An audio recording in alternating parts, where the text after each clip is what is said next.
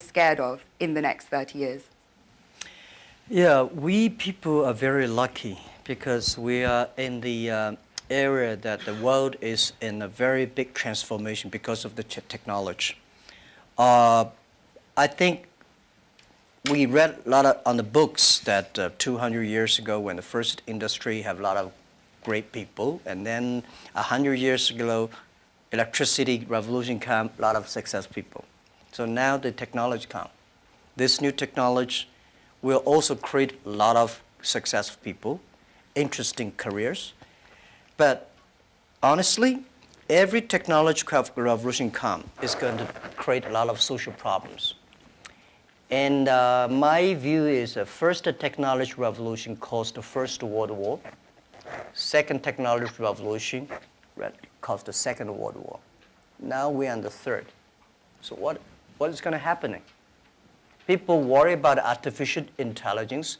People worry about robots. People worry about a computer and data and privacy and securities. People start to worry. But whether you worry, it will come. You don't worry, it comes. So the thing is how you change yourself. So I think next 30 years, the world is going to be huge change. If there's a third world war, I think the world war should be a war against the disease, a war against environment pollution, right? A war against poverty together. We should not a war against ourselves.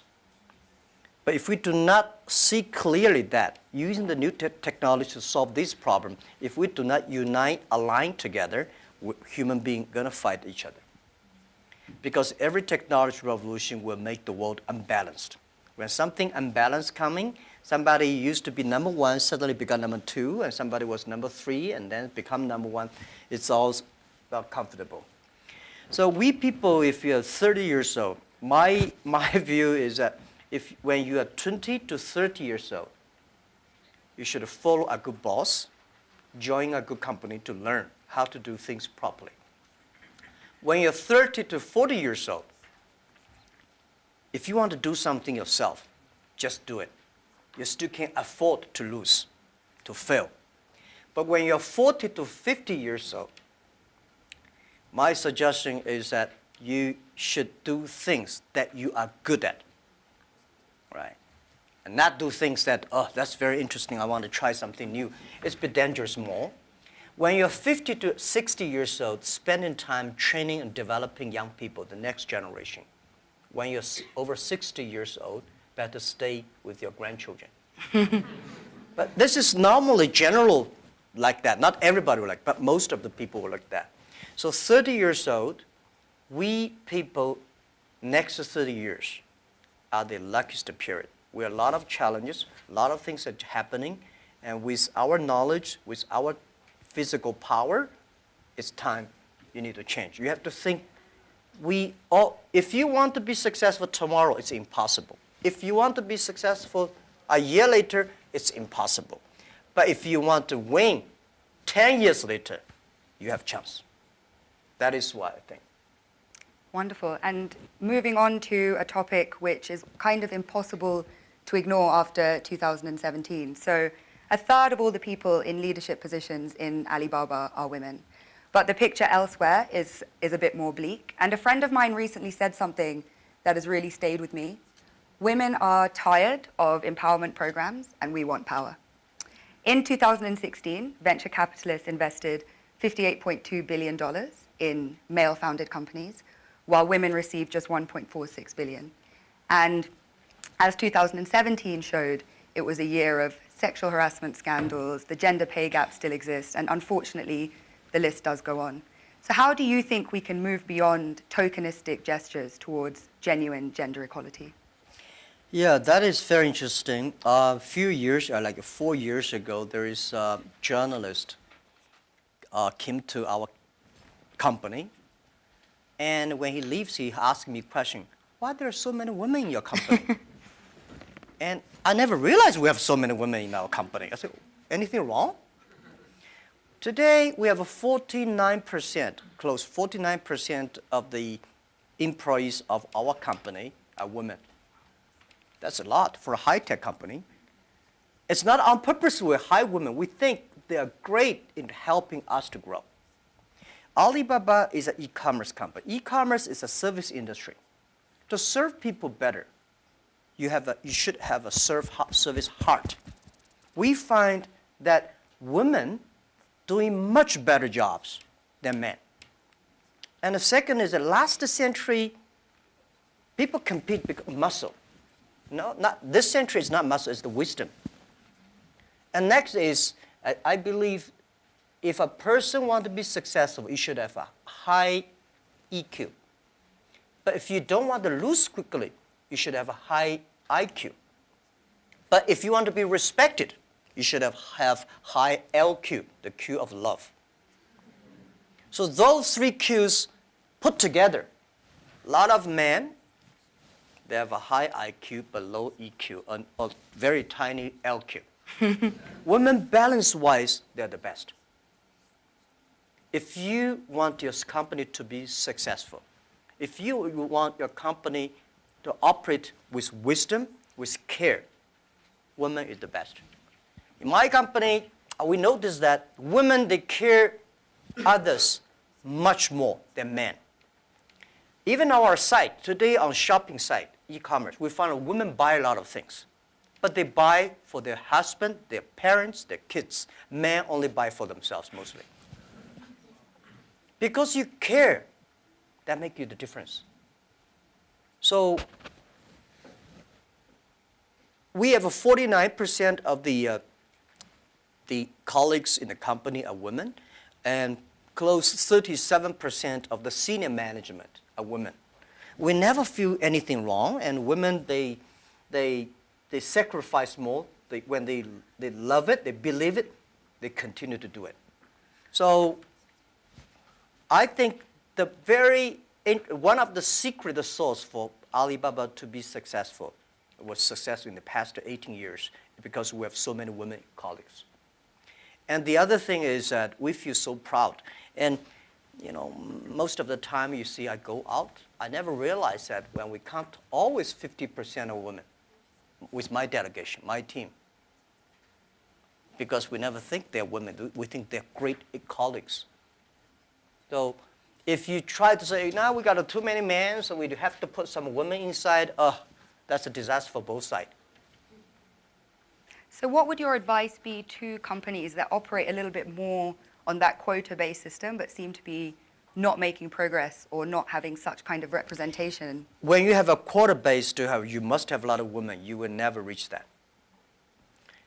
I think if a company full of men, trust me, this company cannot be sustainable, cannot keep on growing. Because just like a stew, if you don't put wood inside, this stew is too tough. It's easy to break. So when you have a woman and man in the same company, when something happens, the women are for example, one of the values for our company is that the number one value is customer number one, employee number two, shareholder number three. This is everywhere I go. Wall Street did not like my point, but this is what I said. If you like us, invest in us. If you don't like us, please sell our stocks. Don't buy us. We believe customer number one, employee number two, shareholder number three. But when we start to compete, men suddenly get very angry, and they start. And women always come and say, no competition. Let's think about customer number one. Most of the women, they believe in the first day dream or first day love. Most of the men, easy to forget.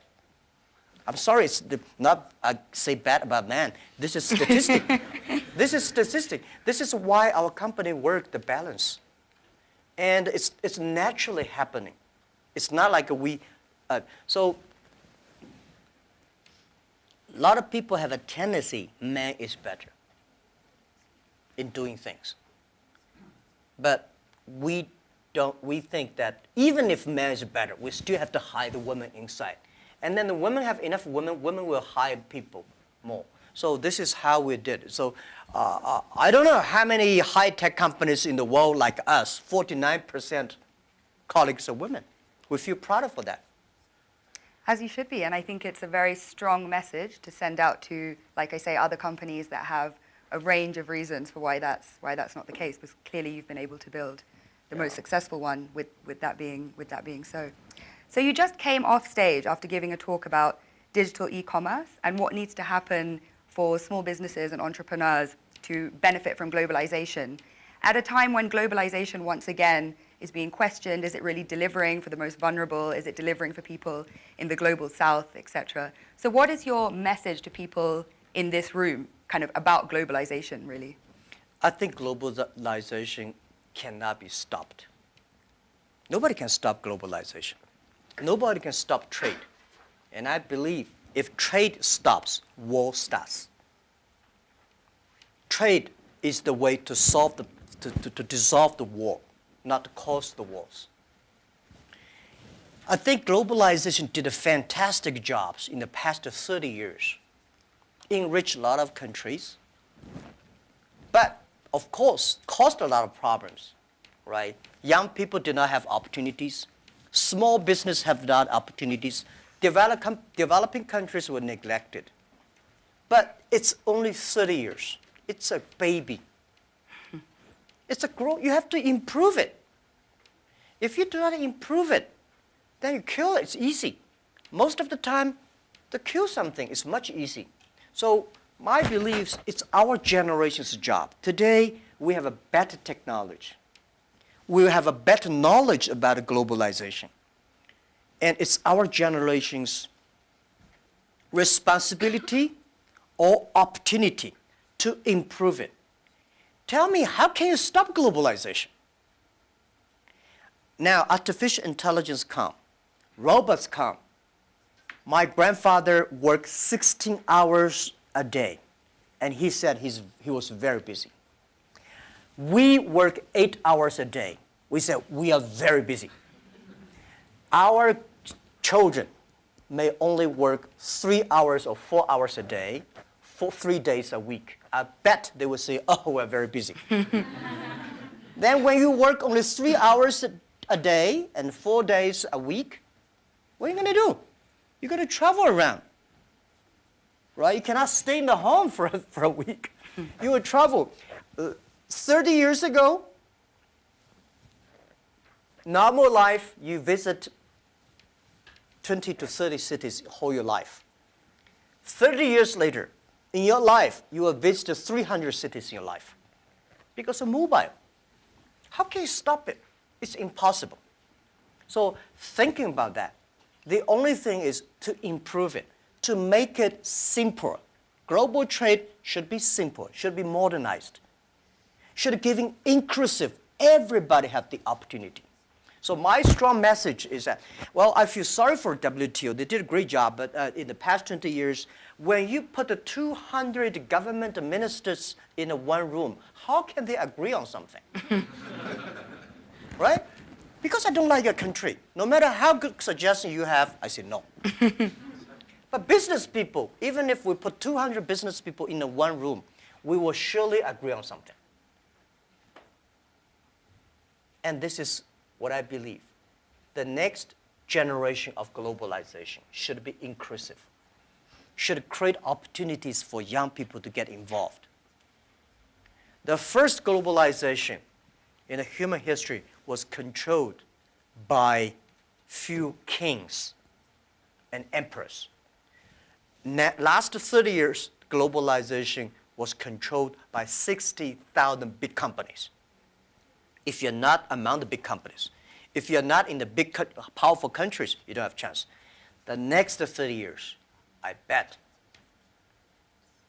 we will have 6 million or 16 million or 16 million companies get involved in globalization.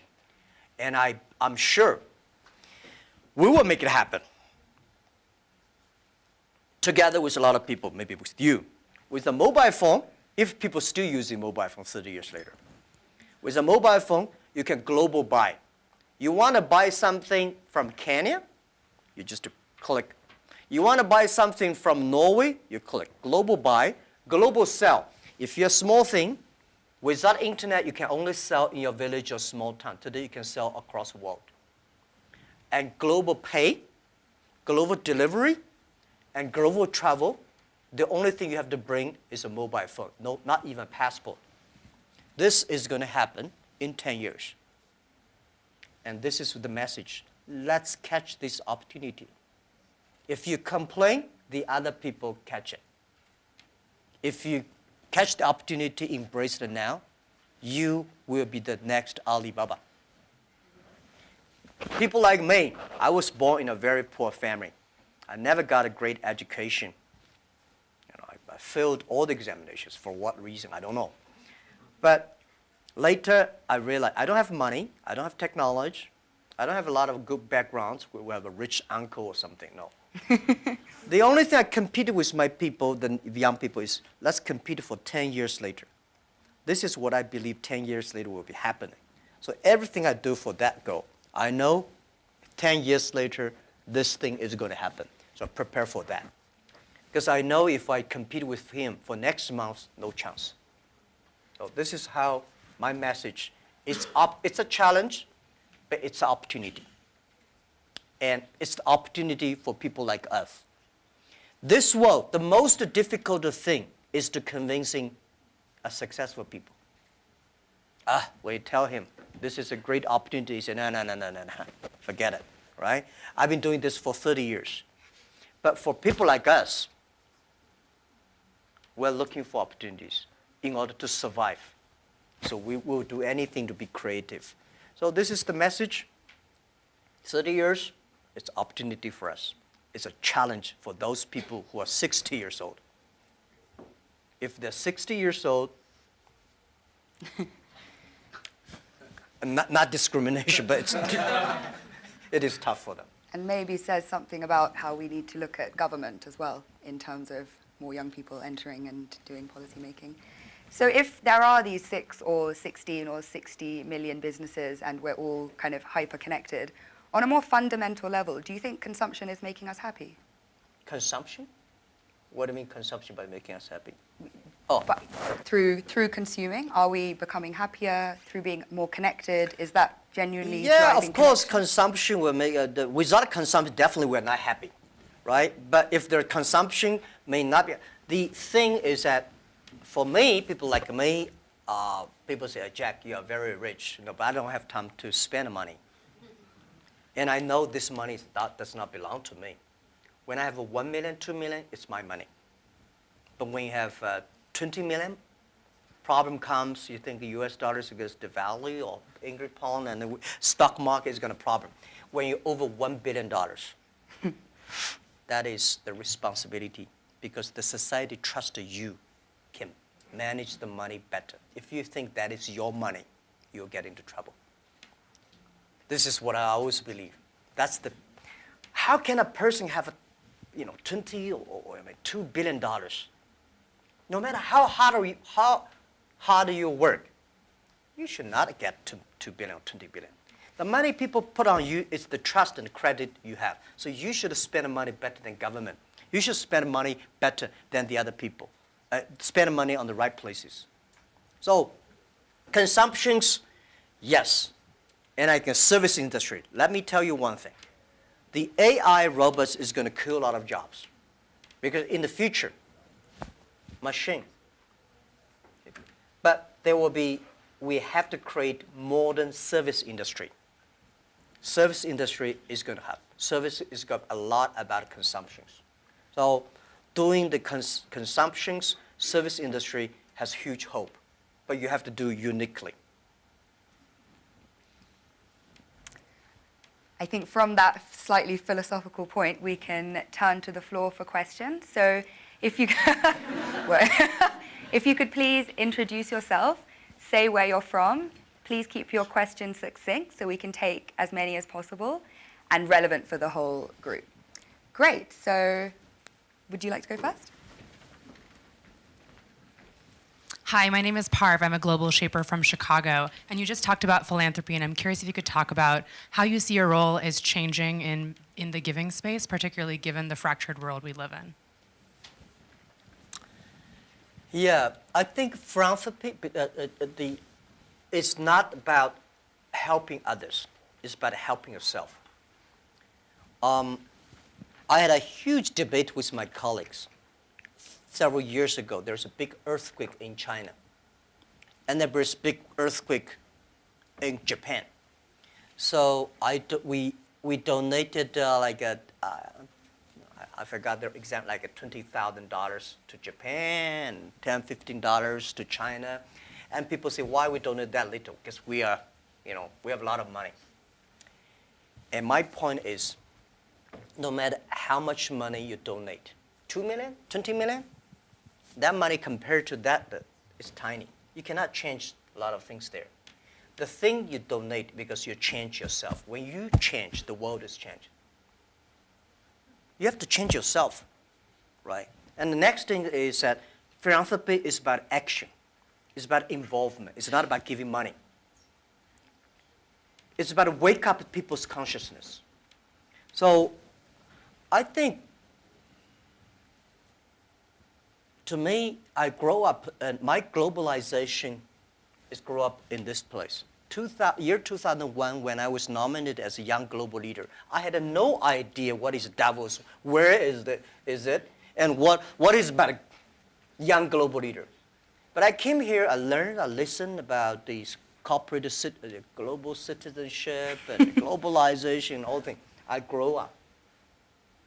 I understand. This is, to me, it's like a philanthropy. And this has changed to me, as I told Schwab, that every time I come to Davos, I want to spend time with young people. Because I benefit from Young Global Leader, early days. When I listen to Bill Gates, and Bill Clinton, and George Soros, these guys, at that time we don't have that many people. Very poor facilities. Well, very cold. I work like 30 minutes driving in a bus coming here and watching. But now I think still have. But this is good. This is the tuition we pay for a grown-up. And now, to me, I think spending time with you benefit me, and also I want to tell you my true experience. It's a philanthropy. It does not necessarily mean money. So, by charity, you cannot change the world. But if you have a philanthropy heart, you can do a lot of things. So I find this one, unfortunately, a lot of people have a business heart here, making money, but do things like a philanthropy. What we should do is should be a philanthropy heart, but have a business skill. I hate a lot of people do the opposite. They want to make money, but they talk like a philanthropy. And they do like a philanthropy, waste a lot of money. So this is what I mean, and it's, if you want your team to continue to work with you all your life, you have to plant the seed of care the world, care others. The first day they join. I don't like a lot of companies make a lot of money because making pollutions and counterfeit products. By end of the year, donate some money. This is no good. Business, the philanthropy idea should be buried into the business model. That's, yeah. Philanthropy of heart, I think, a message that young people can take forward. Please. Hi, my name is Iman. I'm a global shaper from the Jeddah Hub in Saudi Arabia. My question is, as a young boy, did you envision that your life would be like this? Did you have intuition about this? And if so, do you think the belief helped in achieving such great success? As a young boy, I never thought, as a young boy, even today, I never thought I would be here. Honestly, I never thought. But as a young boy, when I look back, every problems I met when I was a kid benefited me. I failed so many times. People probably know that I'm applying jobs for so many jobs, over 30 jobs, all rejected, not even got a chance. 24 of us were interviewed for a KFC job. 23 accepted. I was the only guy rejected. 6 people went for looking for a police job. 5 accepted. I was the only one. My cousin and I applied job as a server in a 4-star hotel in my city. We waited a long queue for 2 hours. He was accepted. I was rejected. So my mother looked at me, but I know this is a training course for me. Before my 30 years old, I'm a failure. People lose, but I never give up. I think there is an opportunity there. And then I was a teacher later. I graduated from university. I was a teacher in the university for 6 years. Number 5 year, I was elected the best teacher of my university, elected by students. So I said, everything I taught my students are the things I learned from books. What if I go out, spend 10 years, experience all the things, whether fail or succeed, I go back to teach again. That was my original thinking doing Alibaba. So I never thought I could be rich. I never thought I would be successful. I never thought we could survive for 18 years. And then we made it. The only thing that today we should do is share the experience and know-how, especially share the mistakes, suffers with others. My thinking is that you guys remember, if you want to be successful, learn from the other people's mistakes. Don't learn from the successful stories. Successful stories they make, don't listen to that. There are a lot of reasons behind it. Just like I remember the first time Harvard Business School came to us, say, Jack, we want to write a case study for you.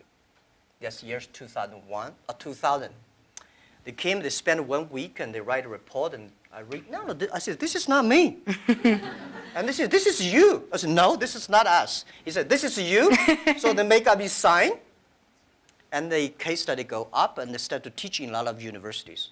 The next 5 years, they invited me to go to the case study, and they always find a competitor of my company. And after every case study, Alibaba will die, that company will succeed. All the students agree. And actually, every 5 years, all the competitors die, we still survive. So how can you study this kind of a successful story? Learn from the mistakes, the other people. No matter how smart you are, you will encounter these mistakes. You learn from mistakes not because you will be able to avoid mistakes. You will able to, when these mistakes come, this suffer comes, you know how to deal with it, how to face it. The book I want to write, if I can, is Alibaba 1001 Mistakes. This is the most treasurable things that in my life.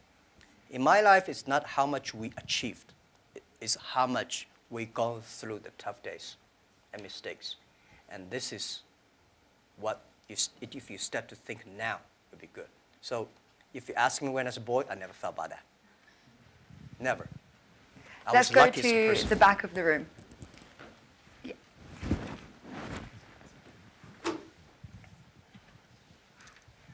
Fan Lin, YGL from Shanghai. I know that you recently spent 100 billion RMB in deep tech research. I just wonder how you think of the future of deep tech and how that's going to influence humanity and creativity. Yeah. Thank you. I think technology, as a company, we invest 100 billion RMB, which is like 150, right, or 15, no, yeah, 15 billion US dollars on researching for the high tech. As a company, I hope in the future we gain our profit because of our technology, not because of our size. So we have to invest in technology. But I don't like this kind of, there's a debate. Artificial intelligence, big data is going to threaten the human beings. I think artificial intelligence should support human beings. The technology should always doing something to enable people instead of disable people. When steam machine comes, When cars comes, people hate it. Today we think car is good. When the automobile when first was designed, people hate, especially this horsemen, right? They destroy every cars they can see. So I would say, people like us, when we have the money, we have the resources, we have all the excellent young people, we should spend money on the technology that enable people, empower people, make life better. So this is what we want to invest. And I think artificial intelligence, no matter how artificial intelligence is good, human being in the future compete with the machine on knowledge, you don't have a chance. Computer is always going to be smarter than you are. When there's a car, forget about who runs faster. When there's a plane, don't think you can fly. When there's a computer, computer is always smarter than you are. They never forget. They remember everything. They never get angry. They calculate faster. But computer can never be as wise as a man. What's the difference between smart and wisdom? My view is, a smart people see something the other people don't see. A wise people see something, he pretend he did not see it. A smart people know what he want. A wise people know what he doesn't want. A wisdom, the person with wisdom knows, only you know I don't want this. Then you know what do you want. So I think this is the money we invest to support human beings, not supporting Alibaba. This lab is open to the whole world. It's not supporting Alibaba at all. Yeah. Wonderful. So hi, I'm Saad, Global Shaper from the Islamabad Hub. I really want to know what you think about leadership. Is it something that comes from the heart when it comes to decision making as a leader, or is it something that that you have to take, you have to think through your mind as well, or is it a bit of both? Like as a leader, when you make decisions, would you go with something that you really feel about from your heart, or would you try to have a mix of your mind and your heart when you make decisions? Yeah, I think it's a good question. I've been thinking about that. First, it's your nature instinct. There must have something that you different. Second is you need training. You should be trained through all the tough experience, but still positive. I found out some great leaders in the world. They are always positive. They never complain others, and never complain. And they look at the things in a different view, like normal people. So I think people in my company, at the beginning, they don't like me because I'll always think about 10 years, 5 years. And then after we're working together for 3 or 5 years, they find, you're right. Then we got the credit rating. And as a CEO, one of the jobs, when everybody's happy, you have to see the unhappy things. When everybody's unhappy, you have to see the happy things. So leadership is nature, but you have to train and learn. And I got my leadership upgraded in Davos. I see so many. Ali Enter Financing, how many people here know about Alipay? Thank you. Alipay's decision was made here. I was thinking about Alipay, but I was not dare to launch Alipay because in China, if you do financing without license, you will be in jail at that time. So I went to the banks, can you help us do the e-commerce on transaction? No. No banks would accept it. So if there will be no Alipay, no financing, the e-commerce would go nowhere. So year 2004, I was here. Listen to a speech by 2 state leaders about leadership. And this guy said, leadership is about responsibility. You believe it, but the people don't believe it. But if you think it's so critical, You should pay any price to do it. So that day changed my mind, and I called back to my team and say, let's launch it within 1 month. If somebody has to go to the jail, I go to the jail. Who will be the second one follow me? If I go, you continue, and you go to the jail, you go continue. That was called the leadership determination. And year 2004, I made a decision here, I called it back. And now today the Alipay launched, and it's so big, over 800 million people today using Alipay globally. This is called, yeah. Wonderful. Shall we take one from YGL to be fair? Any questions? Yeah, please. Hello, my name is Pablo from Costa Rica, YGL. And given your perspective of caring and being a trustee of all this, what do you do for self-care and also maybe within your company? Because earlier on, often you can cut through sleep or other things in a silly way, and you realize that if you plan for the long term, one also has to take personal care, be either mindfulness or prioritizing better. And how are you doing this, and how do you promote that in your company? Well, I'm lucky that I have 18 co-founders, and most of them are students. When in my apartment, I told them my dream and my mission, and we videotape. Funny thing is that when Alibaba launched for the first day, I said, let's videotape everything. Every important meetings that we join together. The purpose is that someday, if we fail, we give the videos to the people to research why we fail. If we succeed, give the videos to the other people. So we have almost a whole house of videotapes. So the first videotape, I speak for 2 hours, and those guys look at me, okay, so that's what you want to do? I said, yeah, this is what I want to do. I was the first, I know nothing about technology. I know nothing about management. I know nothing about, but the only thing is that you don't have to know a lot of things. You have to find the people who are smarter than you are. My first way is always find people who knowledge on computer smarter than I am. Accounting, smarter than. For so many years, I always try to find the people smarter than I am. And when you find so many smart people, my job is to making sure the smart people can work it together. And then if smart people can work it together, it's easier.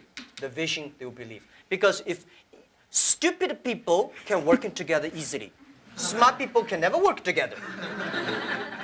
But stupid people work it together easily, they don't believe the vision. The people who believe the vision, but they don't work together.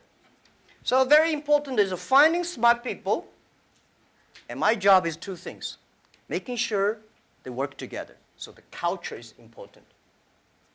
Long term, you should be ideal with great, strong vision leader, but you should also have to survive today.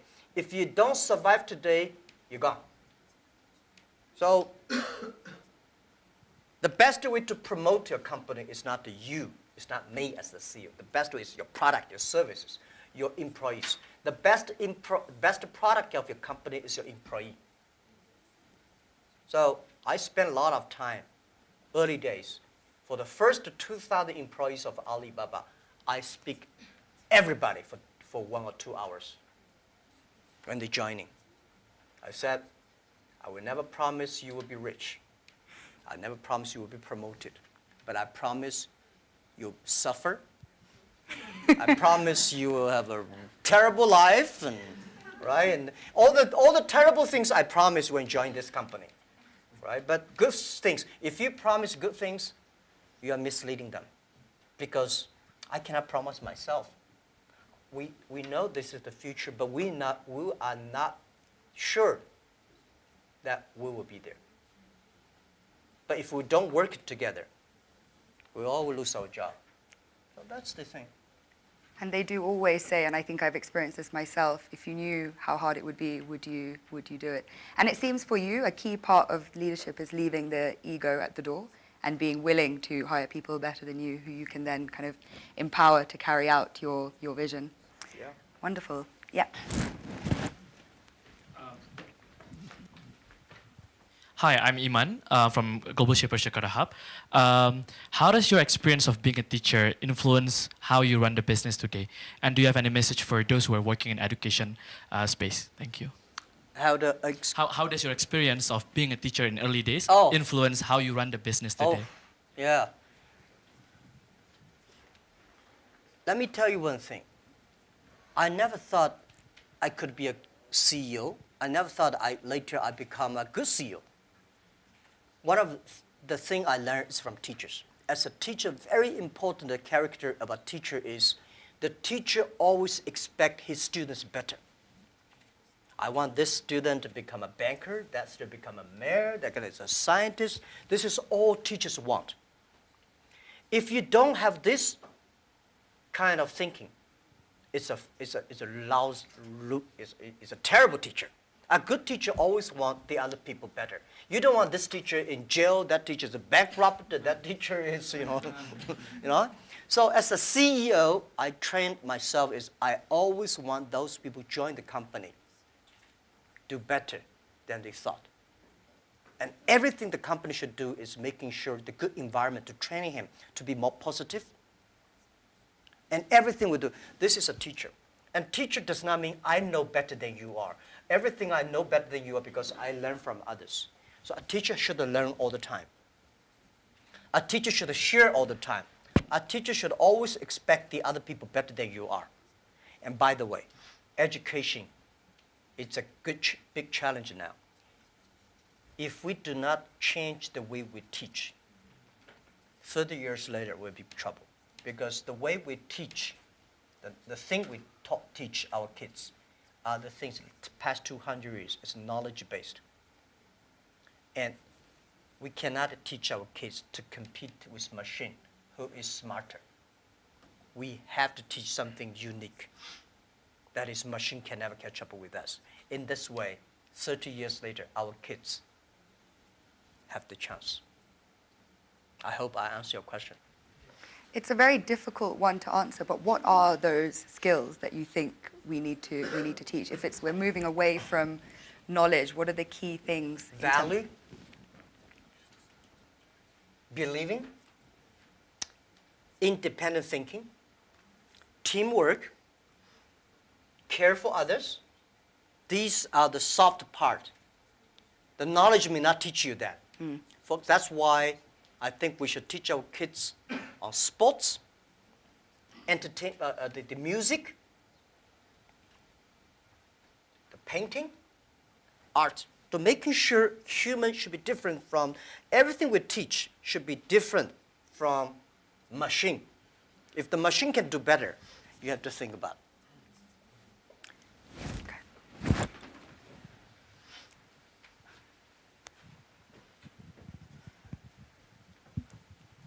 Hi, this is Hashim Al-Musawi from Manama Hub, Bahrain.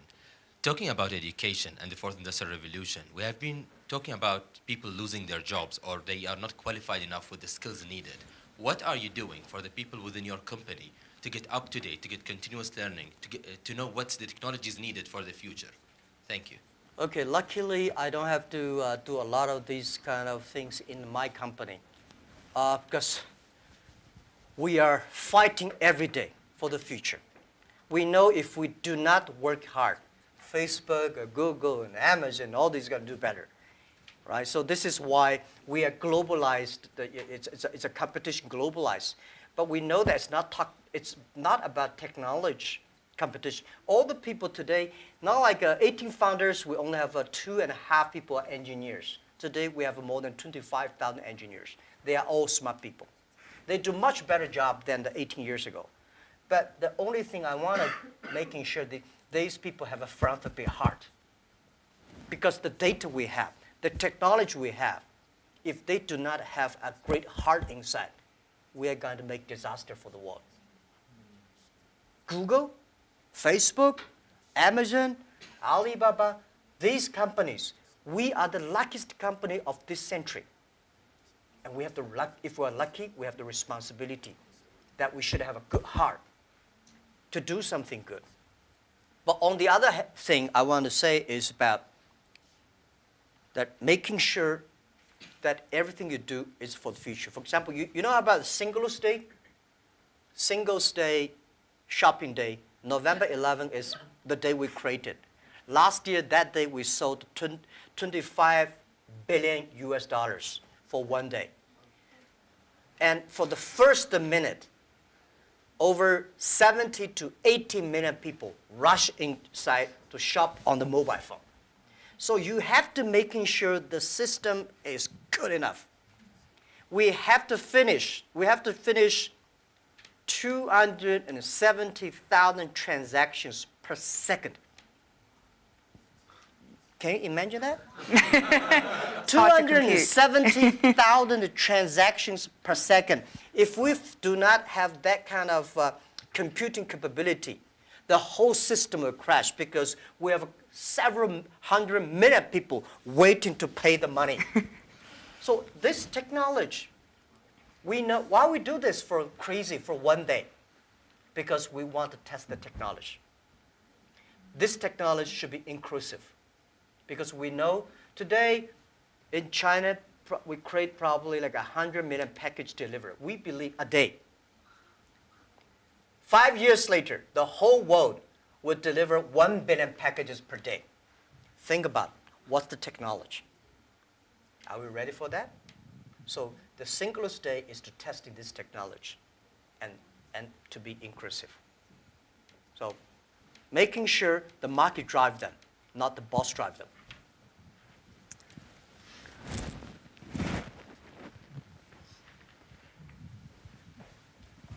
Thank you, Harry. Thank you, Jack.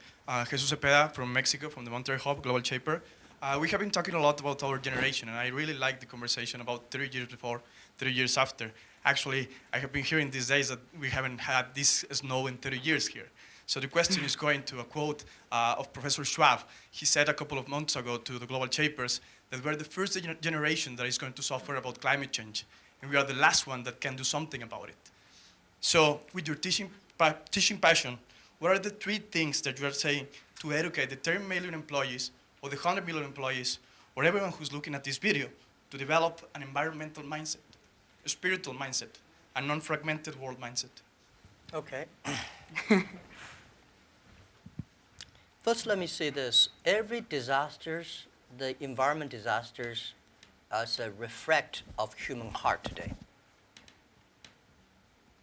Because when we need too much, we destroy a lot of things. I think the human being today, in the past 200 years, because of knowledge-based technology or knowledge-based training system, all we want to do is get more. We want more things. We go to the moon, we go to Mars, we go this, we always outside looking. We human beings never inside looking. If you don't have the inside looking, you will never be wise. If you're not wise, you never know what you don't want. Today, human beings get much more than they expect they should have. So the environmental pollutions, the whole thing happening is because human beings become greedy, become arrogant. So this is why the big data, the data technology is trying to understand the inside of human. What is data? Data is the human behavior. A lot of people, trust me, the machine will know you better than you know yourself. Have you seen some movies? Some gamblers. You know, they're great. They look at the eyes. If he got a good card, this eyeball will shake. But normal people don't see it. The machine see all the details. Machine know you better. So what I would say is that in the data period, human being next to 100 years, human will try to understand inward looking. We will see a lot of ugly things of ourselves. When knowledge-based outward looking, you see the ugly things of the others and good things. When you look inside looking. This is Chinese philosophy. Chinese people, our believing is always inside looking. We're supposed to have inside checking every three times a day. But not really. If you can really do that, you can do that. Then you'll be good. So for environment, you're right. If we do not make action, take action, all the money you make will spend in the hospital, medicine. Our kids will be in big trouble. So let's fix it. And first fix our heart, fix our know-how, and fix our belief. When you have a belief, when you have a religion, when you have a value, it's better. So I think this is what I concerned me. This is what I think the young people should always have, the value, the mission. If you have something you believe in your heart, then it will be different. This is what next 30 years education should be focused on. We have time for one last brief question. Karuna?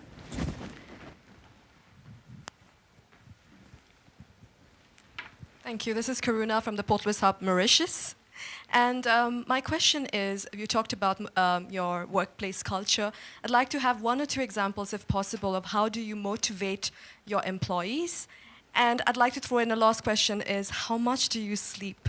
Because this is such a controversial topic and I keep hearing different versions. Thank you. What about keep the different versions? Some people say you don't need sleep. I've heard CEOs sleep only 4 hours. I've heard CEOs sleep only 3 to 4 hours, and whereas I've heard you need at least 8 hours. So yeah, I'm a bit divided, and I'd love to know your secret. Thank you. Yeah. How do I motivate, incentive or motivate my colleagues? You have to find the people that can mobilize themselves. It's impossible to encourage a negative person. So the people you hire, the people work together, they have to be, or you cannot, we have 65,000 employees now, you cannot hire all of them that positive, but at least the people work with me. My management, leadership, several areas, they have to be positive. They have to know to incentive the others, because I cannot incentive everybody. And making sure the culture. So I think it would be very painful for me to talk to my vice president, and he need to be incentivized and mobilized every time, right? This won't work. If he does not know how to incentivize or mobilize his people, it's better. I don't think he will be the vice president. He should be a good engineer, good designer, but not a good leader. A good leader should know how, but not by only money. Most of people incentivized or mobilized not because you give them a lot of money. You give them respect, trust, appreciation, and correct, heartful advice. When you come to my meetings, internal meetings, you will be shocked because we are not like a lot of the other Chinese company. The boss say, everybody listen, take notes, and go down. We are like a war room. We make decisions based on whose voice is louder. Right? Early days, we fight and talk, and then making sure everybody speak up. Right. So this is also a way of mobilize and incentive. There are a lot of ways, and different people have a different way to send incentive. So this, how much time I sleep? Yeah, I have a problem. I mean, I sleep not very short, but not good. And I don't eat a lot. This is something that I was curious. I don't eat a lot. I'm a very picky on the food. And I don't know, sometimes I would love to see what the things that make me work like that. But for sure, that if I suddenly give me 1 month vacation, I'll collapse. I think there'll be something in my heart, maybe the mission. At the beginning, it's a mission of 18 people. Today, we have 65,000 people. they all believe the mission. So if I give up, I can give up my position, but I should not give up the mission. If I give up, everybody say, hey, no. So, and then especially today, Alibaba at this size, people continue to say, for this size, the growth rate will be tiny or down. So what's the 10, 20 years Alibaba will look like? If you want to still be greater or triple our size, what the direction? How to do it? So I spend a lot of time thinking. And I love to think. Good thing is I have a good team now. I think, I do the talk, they do the work. Yes. On that note, I'm sorry we didn't have